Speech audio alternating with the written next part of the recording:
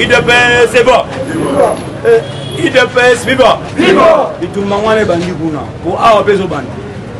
Pour qu'elle ait appelé l'un des au bandit. Parce que tout c'est tout. IDPS, viva. Viva.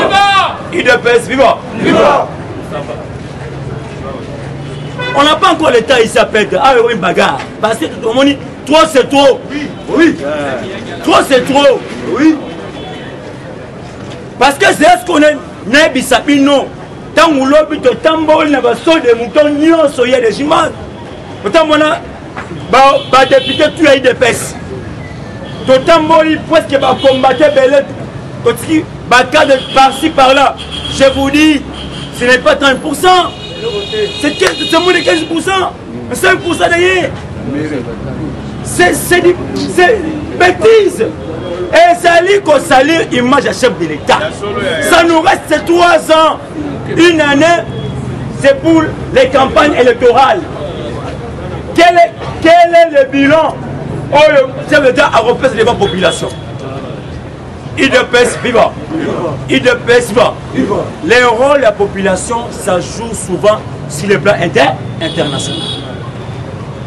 Tu peux être chef de l'État, mais si dans ton pays, la population n'est pas d'accord avec toi, malgré du pouvoir, il y a bien que non, on sera toujours à l'Est. Tout est seigneur, au chef de l'État, on salit 15 mandats, on salit 20 mandats, et seigneur, population, on a passé pour la peine à président. IDPS, vivant. Dans le monde, on a une permanence lobby. Jean-Marc Kaboun a lobby créé les 15 au samedi, on a accopé sa mort d'ordre. Oh, et quoi? Oh, et quoi? Mais, les combattants peuvent lobby clair.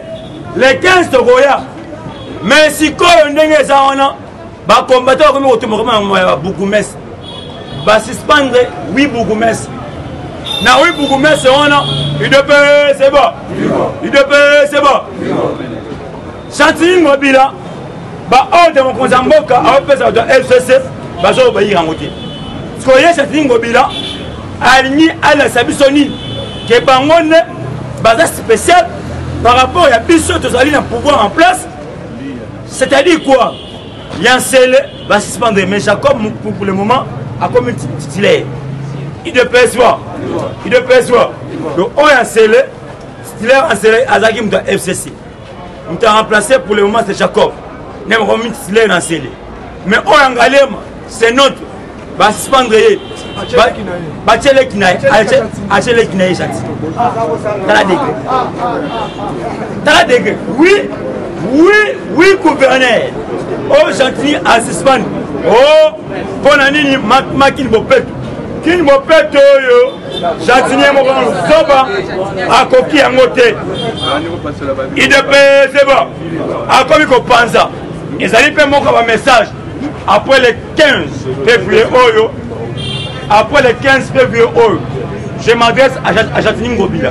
Après le 15 février, Moutounion surtout au Bougagi Messanaye, non, mais ça est silité à cause de sa Messanaye.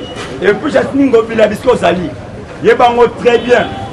Sauf que ça dit Manyang, pour visiter, Oza Yumbite, Oza Kinshasa, Oza IDPS.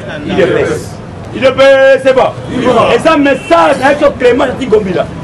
On a posé Kennedy, posé à base. On doit te visiter. Parce que toi, c'est tout. IDPS, il va.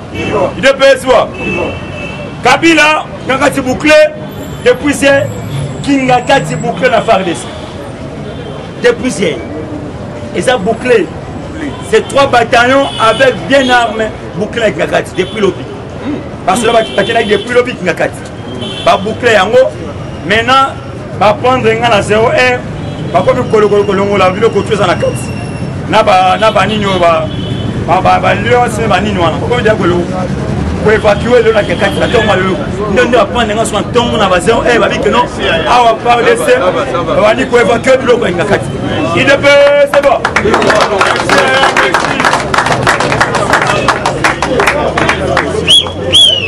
Pourquoi va boucler?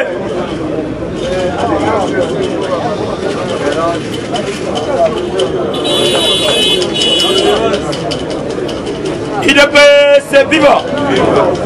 Vous savez pas les combattants parce que c'est vraiment Félix est politique Makassi. Aïe politique Makassi. c'est vivant. C'est bon. Pourquoi ma boucler qui n'a depuis à ma présence quand l'effort de cette descendait la présence est limitée. Vous avez limité. C'est pas les autres qui font bien ma blague. Ma soeur Betty au soir la bilamba.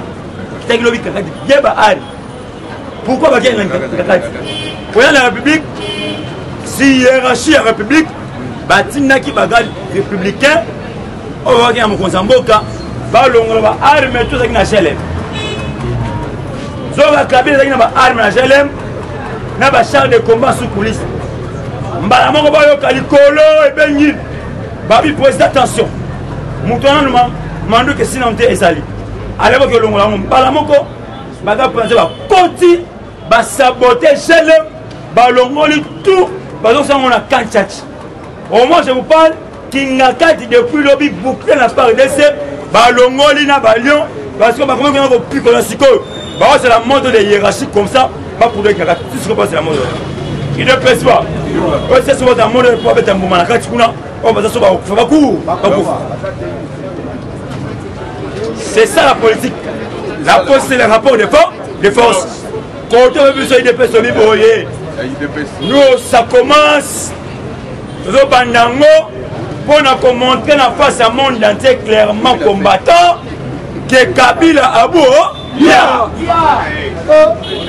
toyebi bakada IDPS lobby clair coalition wana toyebi yango te coalition wana ezali koyebi pe comment le comment te le président AI alaki d'accord na biso IDPS c'est bon IDPS c'est bon IDPS c'est bon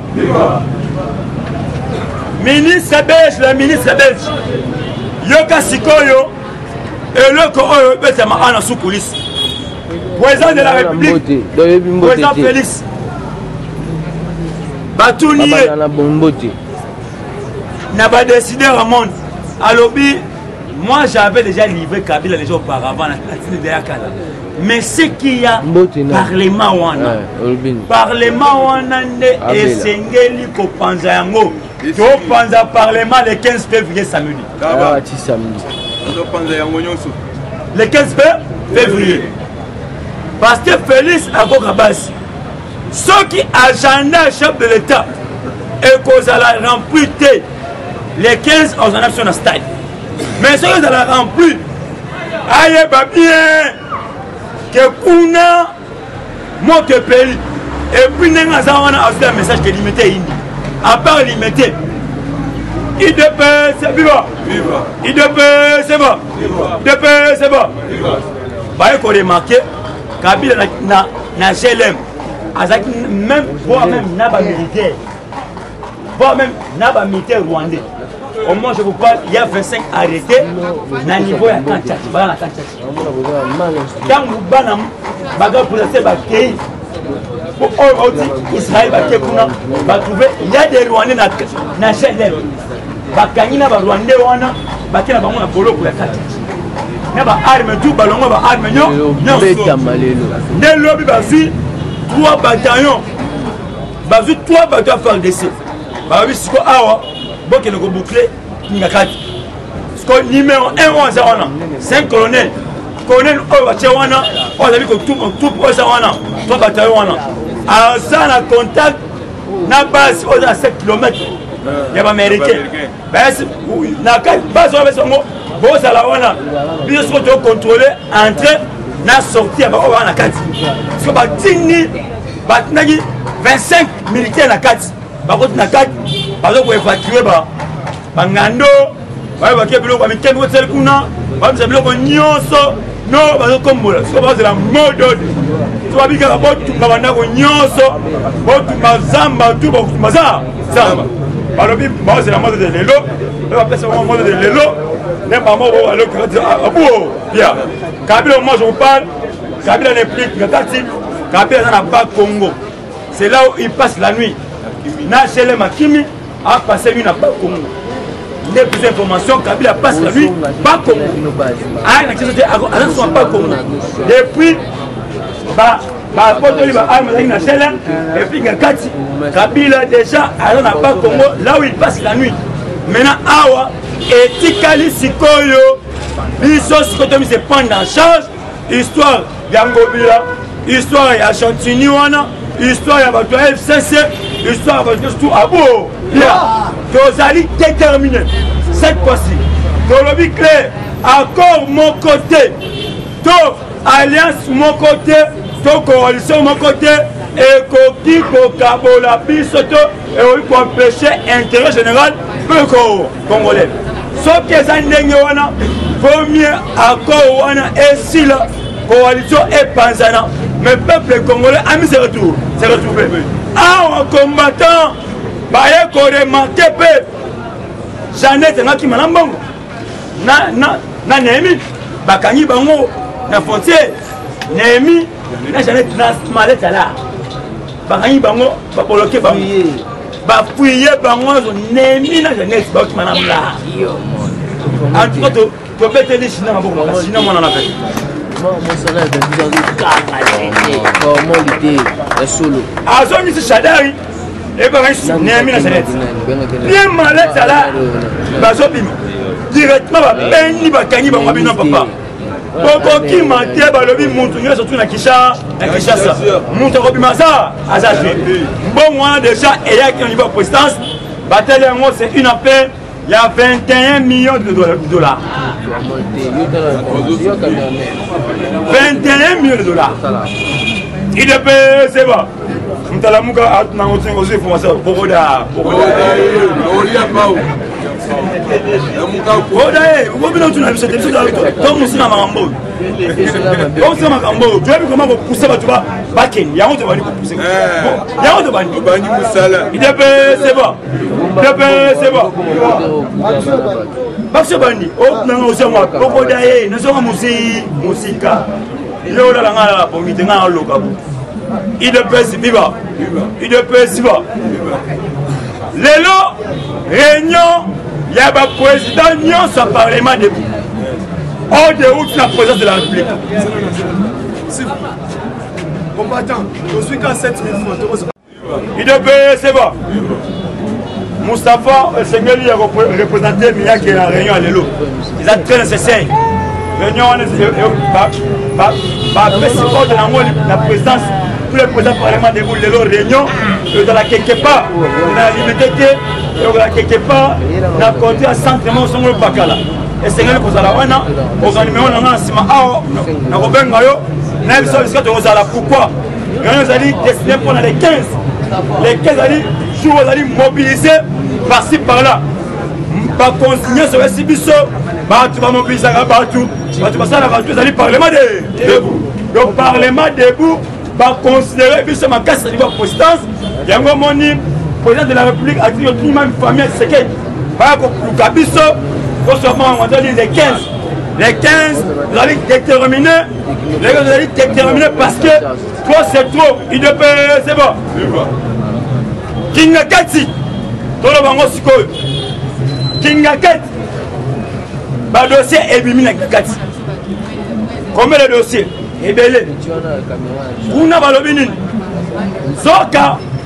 Nako Kabila abimelaka na ndako wana makileze belé bibembeze belé.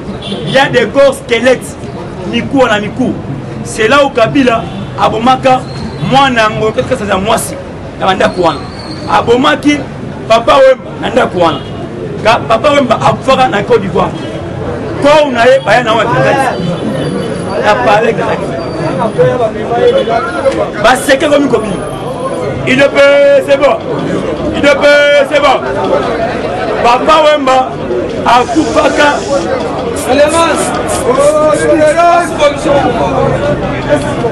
Merci. Il ne peut, c'est bon. Il ne peut, c'est bon. Merci. Ministre belge. Ministre belge. Ce qu'on a dit à propos,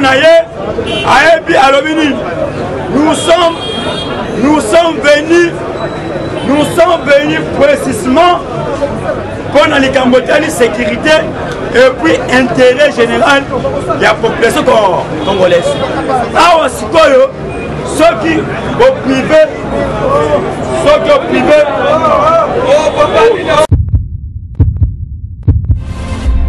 Eshima, votre magazine qui bat au rythme de l'actualité. Une réponse à vos besoins en information, un éclairage dans divers domaines. Impartial, documenté, instructif. Eshima au cœur de l'info. Retrouvez la nouvelle édition. Exclusivité, Sakumbi Molendo, le réformiste qui vient stopper l'hémorragie, suspension des fonctionnaires peu intègre, numérisation des titres fonciers et climat de confiance avec les collaborateurs, le nouveau gestionnaire des terres congolaises fixe les nouvelles règles de jeu. Focus, Lambert Mindi, Omalanga, le souverainisme comme un dogme. Redressement délaissé, Tomaluaka Losenjola, l'homme de la situation.